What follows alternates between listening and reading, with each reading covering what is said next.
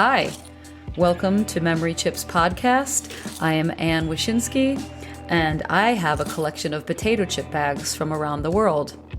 And every so often, I go through this collection, and a certain bag or bags will bring up memories of people, places, ideas, and I really want to share these with you. So if you please subscribe, you will never miss a bag.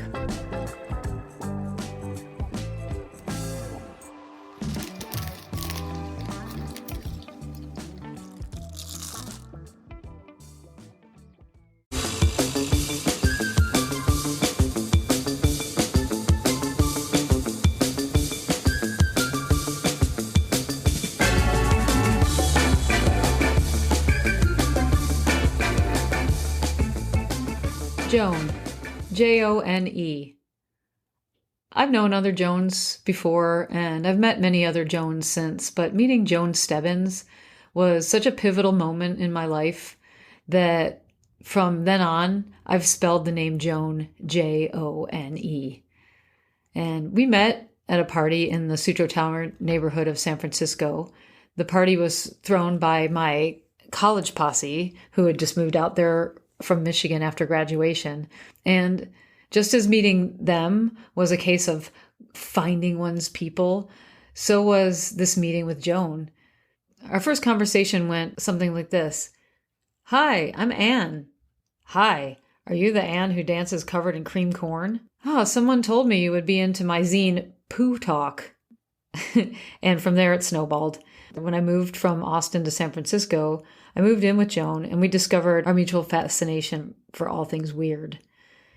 I liked how we could simultaneously be punk rock, we could be a little Mrs. Roper, bohemian, we could be into scat, we could be into disco, Carol Burnett, dressing up and causing a ruckus. So today, we got together to talk about some of our enduring fixations. Vintage trailers and John Waters, condiments, you know, the usual. I don't remember meeting. I think we met at up in Panorama at the Lounge Cat house. I think so. Probably you were visiting and there was a party or something. I think so. I think we remember like, oh, everyone's like, oh, you gotta meet Ann, you gotta meet Ann. I was just like, okay, whatever, you know. But I liked you right away, of course. Yeah. What's this fabulous like golden caftan? Something that you're wearing? This is my house caftan. It's from Ross Dress for Less. Oh, I love it. It's, one of the one size fits alls. So you've been wearing caftan for your whole life, I think. Pretty much. Well, I mean, you inspired it. I have a closet full of caftans just because of Palm Springs. I guess you were the one who introduced me to Palm Desert in Palm Springs. I remember we used to go for the Scorpio, or maybe it was just your birthday. Was it Scorpio birthday or your birthday? Just mine. Just yours. Yeah, we would go for your birthday. And then I think we had to bring the Glad rags. Totally. Do you wear those? Okay, so one thing I wanted to talk about today was the trailer, your trailer life, your trailer living. Uh-huh. Do you bring your Glad rags along when you go on your camping meetings, or what do you call them? Rallies, trailer rallies. Yeah, trailer rallies. Is it just you and some other fabulous people gathering around with your trailers and caftans? That's what I'm envisioning. No, Oh. it's not. It's a lot of people, but they're vintage trailer enthusiasts. So it's more like a car show. It's like a bunch of older men who restore trailers. It's like a car show more than. So what kind of trailer do you have? I have a 1954 Bulls Aero Monterey. Fancy. That's the make and model. And what color is it? It's silver. It's just aluminum. It's a natural trailer. I've seen pictures of it. I just wanted you to describe it. How long is it? It's 16 and a half feet. Mm-hmm. And it does not have a bathroom in it. People always say, does it have a bathroom in it? No, it does not. It has a dinette, a bed, a refrigerator, a sink, and an oven. Okay. And that's it. And a closet. So you said, I wanted to know why, you're talking about it. Like, why do you want to talk about it? I want to talk about it. I want to know why you started going to them in the first place, the rallies, and do you still go now? I do. I go, there's rallies and there's campouts. A rally is more like the people are showing off their trailer. They've got them all gussied up and cleaned up, and the public is invited in like for certain hours, and they tour the trailers, looking at the vintage trailers. It's like a car show, I just right? had, I just had an, I just had this great image of you in a caftan with your hair all done up, maybe wearing a turban or something, Mm. like I just got a lounge. turban You did? today. I I've have a never ta- had one before, and I just got it in the mail. Oh my God, Let me I put it make on for those. you. Oh, I've been making turbans. I have a bunch of them. Let's see. Joan, that is beautiful. I think I'm too old to really not have my hair tucked in or to tuck my hair in. Yeah, Yeah, yeah. Oh isn't it my gosh. nice? So it's like pink. Is that lycra? What is the It's just yeah, I think it's a generic, yeah, turban. pink lycra, but it has flowers, different color flower arrangement on the top. Yeah, there's this wonderful woman. Her name is Jane, and she makes crowns by Jane. We should have had a dress code in the beginning of this. I know. I didn't even think about it. I can't find my turbans. I don't know where they are. Okay, which caftan? I got. Oh, this has a turban. This is more of a Turkish. Moroccan or Yeah, Turkish type I caftan. like it. I like green on you. You do? Okay, well, I'll do green because I have a green turban that I can put Oh on. yeah, yours is like a real turban. Yeah, for real. Well, no, This it's is not real. like, a grandma turban. It just comes on. Well, look at mine sparkly. Can you see it? It's got Yeah. sparkle. I love that we're suddenly both in caftans.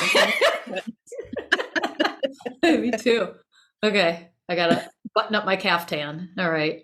I'm a little bit more Middle Eastern looking than you. You're a little, how would you describe your look?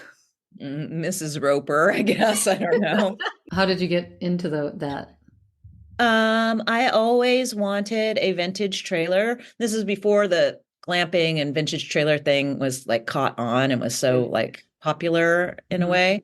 Remember. And I always just wanted a little old trailer. I thought it would be cute, like a little dollhouse that you could fix up. I collect vintage crap, and I just thought it would be a good place to keep things and just seemed fun. One time I was looking on the internet, and for some reason I was on Craigslist, and I was looking at trailers. So I do this for Palm Springs to this day. I look like, are there any mobile homes in Palm Springs that I could afford, that like vintage ones, because they have old ones that still look cute from the 50s and stuff. Uh-huh. But so I was just at that time, this was years and years ago, I was looking on Craigslist for a vintage trailer. It said Northern California Women's Vintage Trailer Group. And I was like, what? Like, I had never, like, that ticks all the boxes. It's where Yeah. I live, vintage trailer, women's group. I'm like, what? I didn't know such a thing, what could possibly exist. So I wrote to them. I wanted to join, whatever. And I said, I want to join. I don't have a trailer, but, this lady who was starting it, she hadn't, it was the very first camp out. She was just starting it. So Okay. she said, yes, come. And so they had a camp out, and I didn't have a trailer, but they had cabins you could rent. So my sister and I rented a cabin. And then my sister, she has a truck. I didn't have a truck. You need all Yeah. these things when you have a trailer. I didn't have a parking space. I lived in an urban environment. I didn't have a place for a trailer. I didn't have a truck. My sister lives, in Reno. So she had a truck and ample parking. So she immediately went home after that camp out and got on Craigslist and bought a trailer in Oregon I'm like, this is my thing. I just invited you as my guest. And all of a sudden you have a trailer and you're doing this. And she found a trailer on her way home from Oregon. She saw it on the side of the road, and she pulled over and talked to the people and asked them if they wanted to sell it. And they said no, but she gave them her phone number. And then they were really old, and they called collect a couple of days later, or a couple of weeks later. Collect. Who calls collect? And they wanted to sell the trailer. So she got me that trailer. And then I had to borrow a truck every time I wanted to use it. I mean, this is a boring story. On and on. So that's how I got it. And that was my old trailer, the little one. Yeah. And Yeah. I upgraded to this more glamorous. So it's not like I'm constantly camping, and I don't camp. I don't go anywhere where there's not a shower and a bathroom. And like I'm Yeah. never off the grid. I'm never. Yeah. Well, that's what I'm talking about because I think that that it's I also don't like camp. I don't like camping either, and luckily I married somebody who also doesn't like camping. Mhm. So we don't camp, but we do love trailers and we like going places. And I like the that's why I was interested to know. I know you belong to that trailer club and you go to the rallies, and that's when you do camping. And then the other thing that I know about is that you do the John Waters camp out thing. As a matter of fact, I'm drinking my coffee out of my John Waters John Waters cup right now. Yeah. So, and that's another way that we bonded was over about John Waters because I know you're a huge John Waters fan and I'm a huge John Waters fan and I've been obsessed with pink flamingos since I saw it as a youngster and Mhm. you have too and I just still love John Waters. Uh If you can get to it, I think it's there till August. It is worth a trip to Los Angeles to see the Academy, Motion Picture Academy, like the Oscar Museum. They have a big, huge museum, which I'd never been to before.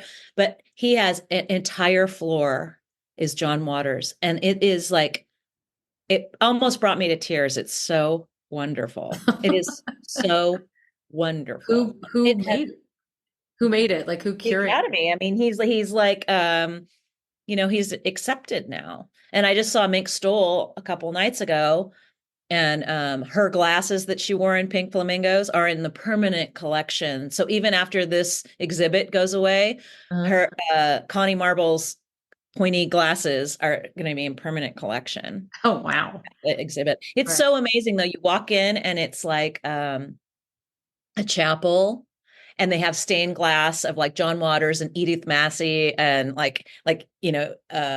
Connie Marble and all these Gene Hill, all these people like, and then there's pews and you sit in the pews and they show all these film clips and Oh, it's called what is it called? Oh, he's the Pope of Trash. So that's John Waters Pope of Trash. That's the name of the exhibit. So it starts with this whole thing, and then what I found out the other night, because when I saw Mink Stoll, is I didn't know this. I sat in the pews and I watched the films, but some of the seats are rigged up to buzz and vibrate, just like William Castle used to do. oh, Like the filmmaker William Castle was an exploitation right. director or whatever, and he had The Tingler was one of his movies, and he had hooked up seats so they buzzed people's butts. Right. Well, supposedly these pews do it too, but I didn't sit in that one. And Oh, then you go in there do they and have all this this stuff.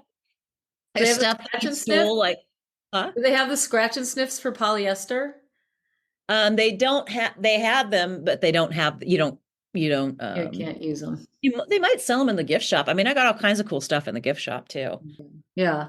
Well, do you think that we were attracted to the John Waters in general, like his work and just him as an artist, because we had a similar impulse. Like I think that one of the things that you and I connected with is like the same. Like you and Bessie had all of your things that you did. You were just just had an idea and just went for it, no matter how whatever.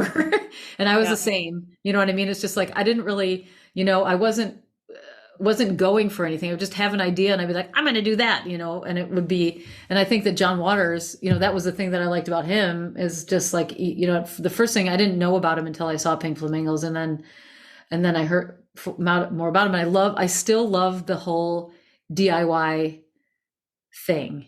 Like Yeah.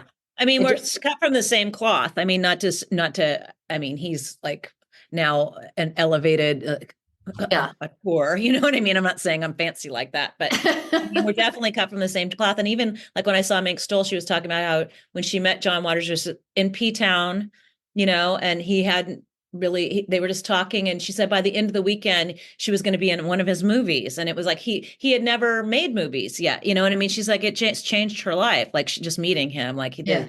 did stuff. They were just kooky. They were just the same kooks as we are, except for I don't know. Sometimes after I saw that, I saw her live and in conversation, and she was just so sweet and charming. And I just thought maybe I gave up too soon. Like maybe I just started doing a real job. Maybe I should have kept going in the weird stuff. Well, no. So I'm really interested in what happens at the John Waters camp out. The Well, if Camp I John tell you, I'll have to Waters. kill you. No. No. It's what does John say? He says he's a cult leader. It's the cult, you know. It is in Yeah. Kent, Connecticut. It's I've only been once, so it's not like I'm an ultra John Waters camper. Lots of people have been, I think they've been doing it for I think they've done it. I think the first one was like in 2017 or something. I went in Mhm. 2019 and I didn't go in the COVID years. And I didn't go last year because I had to, I was doing something else. I couldn't do it for some reason. I don't remember what. And so I'm going this year. And this year, our camp counselor, there's always a camp counselor that is from one of his movies.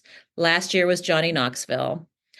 This year, it's Oh. Melanie Griffith, which I have to admit, I never saw Cecil B. Demented. It's on my list. And Yeah, so me neither. I'm not like a fan of hers. I'm not that excited about it. But then on the other hand, it's always fun. Like when I went, it was Ricky Lake was our camp counselor and Pat Moran, who's John's best friend. She was interviewed and who else? Debbie Harry was a camp counselor one year. Kathleen Turner. I really wish I would have seen that one. Everyone said she was amazing. Um, anyway, Huh. so it So, basically and what does the counselor do? What does the camp the counselor camp do? counselor just gets interviewed and hangs out, and then they usually judge a contest. Like uh, Okay. the year I went, John and Ricky Lake judged a dance, like twist dance contest. Okay. And then And- you win prizes. And usually what it is, it's just this camp. It is a real summer camp in Connecticut. And I believe that Friday the 13th was filmed there. One Friday the Oh, 13th. But it's like cabins. It's like a kids summer camp, but they also do adult summer camp things. And it's all inclusive. So food and drinks and activities are all included. And you sleep in cabins. And some people, are they on brand like the food? Is it like no, are you no. eating like No, it's okay. their food, but it's like so much food. And I'm a vegetarian, so they had a real problem with having like good vegetarian foods, but I heard that has been addressed and they're doing better. But it's just like a Yeah. huge like buffet of nonstop food and then drink tons and tons Yeah. of drinks, which is crazy. And it's on a lake, Yeah. so there's canoeing and this speedboat that drags you around on a big floaty thing that you fly in the air. And I mean, there's obstacle courses and weird shit you can do, but I don't do any of that. Then there's archery. I don't do that. I don't do anything. They show his movies. They had a silent disco. I did that. They have a talent show usually. They have, and it's just the thing is the people are so nice. It's sort of like what we were Mhm. talking about a while ago, where we're cut from the same cloth kind of thing. And Mhm. it's so refreshing to be with people. Like, yeah, there are people who are fans, but it's not almost not even a fan thing. It's almost just like a simpatico. Like these people are like you. And there's no Mhm. judgment.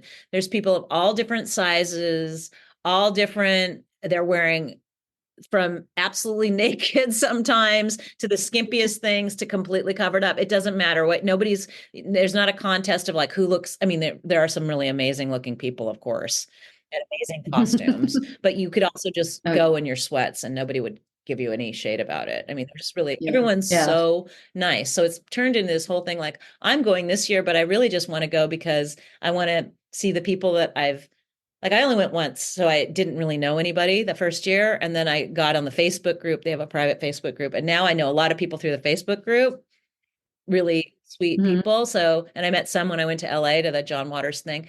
So I just want to hang out with them. It's like I don't really care about them. I don't care about seeing Melanie Griffith. And Yeah. John always does a monologue on the opening night dinner. He does a monologue and he and Mink eat we all eat together in the same room. It's this huge Mm, thing. that's But nice. I mean, it's not even that. I just go to hang out with those people. It's fun. Yeah. I want to You should go. go. I just remember, I mean, I'm just thinking about like the times that I've met John Waters, like interacted with John Waters. Do you remember that the first time that story about the first time that I met Mm-mm. him I don't. when, oh, so I was like 18 this was in the Mhm. 80s. In the 80s, but I was wearing a Farrah Fawcett iron-on shirt. Like so, but like an original like Farrah Yeah. Fawcett, like in her bathing suit, like Yep. poster shirt, which was weird for the Yeah. 80s, for a 18-year-old girl to be wearing. And we took acid and went and drove to Grand Rapids from Ann Arbor. I forgot why we were going there. Like I was so out of it by the time we got to. I still remember it was the Women's Literary Guild is where he was speaking, and I totally forgot why we were going. And I just for some reason I got in there and thought that I was there to see like a stand-up comic Well, he kind or of is. something. Well, he kind of is, but I just like, I just was like, it turned into like a TV show. So I'm sitting there and it wasn't like, it was the Women's Literary Guild. It was like really like real, it wasn't like a bunch of freaks. It was, it was like nice ladies in Grand Rapids, like hosting this filmmaker who's talking about his films. And I mean, now that I think back on it, they must have been a little weird. Yeah. I mean, what had come out by then? Like Polyester, I think was like the latest Right. film. Yeah. And so anyway, so we were in there and I just was laughing hysterically, but it wasn't funny. People were getting so just irritated with me because I was just like laughing and laughing. But then I remember afterwards, I went up to him and we were talking and I asked him if he would sign my Farrah Fawcett shirt. And he took a giant marker and just made an X right through it, Eh. which I thought was really great. So I had this Farrah Fawcett shirt with a giant X through it that I wore forever until I lost it. I have no idea what happened to it, but that was like the first time. And then of course I met him a few times in San Francisco, and I asked him once, like, "Do you remember that?" And he goes, "No, I don't remember that." And he's like, "But you're probably being really annoying." Well, that's part of the reason why I do this thing is like I thought that I would collect these potato chips and then remember where I collected them and stuff. And I look at them, I'm like, I have Should have no wrote idea. a I have no note and put them memory. in the bag, right? Well, I started doing that, but anyway, but I have I was reading. So speaking of the bags, and you were talking about food. We were talking about camp food. Like, did they have on brand food at the John Waters Oh, camp? right. And you were talking about you're a vegetarian and you've been a vegetarian since you were a kid. So I didn't want to select any bags that had meat involved in them. But one thing that I was looking through these bags to see like which ones like what's the Jone, because you weren't there when I collected any of them. However, one thing that I know about your eating habits is that you're really good at inventing I'm a wizard in kind the of kitchen. slapping. Yeah, you're a wizard in the kitchen and you really love I do. condiments. You love condiments and I also And I love love condiments. tortillas. Yeah, and so but that's what I was saying is like you like your cookbook is just like as long as you have condiments and a tortilla, you have a meal. That was but this is so the chip bags that I've selected for this are mustard Yum. flavor. Hair, yeah, Extra sandwich chips, bold. mustard. Yeah, extra bold mustard. Yum. And then Luke's organic kettle style Yum. I ketchup. love ketchup chips. Ooh, but that's Ooh, with with mustard mustard. and pickle. Yeah, Probably pretty good. ketchup, Probably pretty mustard. good. Yeah, and then honey sriracha. That doesn't sound good to me. I love I sriracha, but I don't like honey anything. I remember once we went. We were in the East Bay somewhere with like Will and Roddy and you and me were in the East Bay. I don't know why we went there, and we went to some hamburger place, Nations. and you got was Yeah, it? Yeah, and I put so Nations. many condiments, and it was gagging Will because it was dripping out, and Yeah, he was gagging because my burger, as I was biting into a veggie burger, some ketchup and mustard were dripping out the bottom. You know what, Nations? If you Google it, their slogan is "Take two, you'll need it." Like for napkins, like you need to have a bunch of napkins. It's a messy burger, but he was literally gagging. I was so offended. I know. Yeah, I know. You were so mad about that. Like that kind of ruined the whole like day that he was so. And we were like, "Grow up, Will." Like he was getting really upset. He was like, "Oh God," it's like Look the other the way. ketchup and mustard. Like what? He's such a Yeah, dainty. What is he exactly. eating it with a fork and a knife and has like a drop Yeah, of, whatever. it is. It is pinky Yeah, up. He just like had whatever. no. But anyway, it was kind of. But yeah. So when I was going through the condiments, and then I was thinking about you like making your tortillas. So that was I really No, so the audience listening, the worldwide audience listening, I don't make tortillas. I just pull them out of a no. bag. Yeah. Well, so Joan and I, so that's the other thing for our listeners. So Joan and I lived together in a house. It was Joan's house, and she had a rotating cast of freaks moving in and out of there over the years. And so I was in there for a couple of years, and that was Joan's. She would had like a pack of tortillas, and then like a variety of like veggie, like hot dogs or veggie burgers, or maybe not even any insides. I don't even know. Sometimes you Cheese, didn't even have a piece of cheese. garbanzo beans, and I don't know, whatever. I can just look in the cabinet and anything I could put together with whatever's in the cabinet, put it in a tortilla, put some condiments on it, and throw it in the microwave or something, and it's good. It's done. That's how I got my physique, this bitchin' physique I have. Yeah, it's OOLALA potato chips, porcini, rosemary, and olive oil with premium Yeah, that sounds ingredients. so good. I love porcini mushrooms. Were you with us the time Yeah. we went to? I think it was in San Francisco, this old Italian restaurant. But then I went to the Gold Mirror and I'm like, this isn't the place. I don't know what it was, but the family who owns it had been out porcini mushroom hunting that day. And the guy, Oh yeah. they came out they were holding this mushroom like a baby. It was, it was probably 2.5 feet long. And they were holding it. They came out and they showed it to us and they were holding it like a baby. They brought it tableside, the porcini mushroom. The reason why I picked this bag though is I have no idea where I got it. I kind of think that maybe I got it in Canada. I don't know. It says New York on it, but I don't remember. So that wouldn't apply to you because I think we've only hung out in New York together like once. But I got it because I don't remember how many years ago. It was probably 25 years ago, where like 3 years in a row, your New Year's resolution was to be an urban sophisticate. That's what challenge unlocked. Look at me. Challenge It's unlocked. Monday. It's 12:10 p.m. I'm wearing a caftan, a gold caftan, and a pink turban. But how do you define an urban sophisticate? I don't know what I thought then, an urban sophisticate. I don't know. I think I like the words together.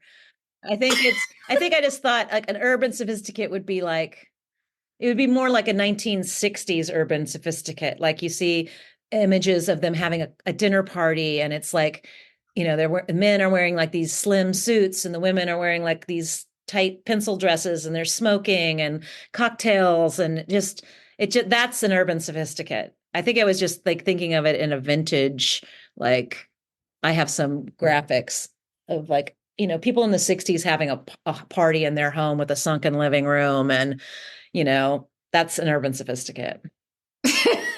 I'm certainly not. I have not. I'm just joking. I have not unlocked that challenge. But I remember we talked about it a lot. You were like, this year I'm going to become an urban sophisticate. And we would try to do things like plan events that would allow you to feel like you were, on your way to becoming an urban sophisticate. And I think a lot of it involved, well, okay, so I'm looking here online. I did a Google search just to see did you come up with that term or was it something that you had heard? But when I did a Google search, it came up with Benjamin Moore makes a paint color called urban sophisticate. Oh, I'll have to look at it. It's beige. It's CSP-160 is their paint formula color. And thanks, I'll remember that. I mean, I'm going to put it on there in my podcast, so in case somebody wants to look it up. But so if we were talking urban sophisticate, and there was the internet back then, and we both saw that beige was the color of urban sophisticate, I think we probably would have not. I just enjoyed that because maybe beige could be interesting if it had gold flecks in it or something like that. Champagne, yeah, right? Well, we both more champagne colored. Yeah, I was going to say both of us, I think, are really into champagne color. Mm-hmm. I have in my house, I have something called the champagne room, and I like to think that I would be sitting there drinking champagne in your gold lame Capri pants. Yes, I do. I have gold You lame always capri did. You've pans. always either wanted them or were sewing them or making them. Yeah. Oh, also in that room is a somewhat of a talk Hmm. show. So I give me the lowdown really quick about the talk show about the Jones. Well, we what would we call our thing? Oh, The act, we had our act, the talk show, and then there's the Jone Stebbins show. the Jones But Stebbins show. So the Jones. my talk show was in my bedroom when we lived together. I had it before you moved in, but I had a bay window that went on the street, and I had these two chairs that I bought for $5 for both at a yard sale, and they were really this wild upholstery craziness, and they were kind of eggshell shaped swivel chairs. I still have them there in my garage, and Yeah. and they were set up like the bay windows are three windows, and I had them set up with a table in the middle. So I always wanted to sit there, and then I'd have somebody else sit, and I could talk to them and interview them for my talk show. So it was always the talk show. That's just what that was. Yeah. But the talk show it wasn't in front of anybody. It was just you would talk to somebody and then they would leave. It was just a conversation in those chairs. Yeah, no. But then we always talked about bringing the chairs to like a club and having an actual talk show on stage.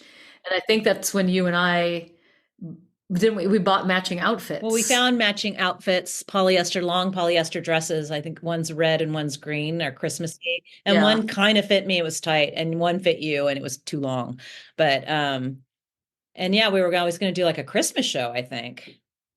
Yeah, we were going to do a Christmas talk Yeah, show yeah, in our yeah. matching We were gonna have outfits. vintage phones where we were on phones, and then we were gonna get together. I think it was gonna start, if I remember correctly, we were gonna start on vintage phones. Like the stage would be lit, so it was dark, and then a spotlight on me and a spotlight on you, and we'd be on a vintage phone talking on the phone. And then we'd get together and we'd have our outfits on, and we'd be like singing Christmas songs or whatever we do. Yeah. Yeah, that was our act. That was our show. We never did it, Okay. which is about. Why? Well, we still can. Why not now?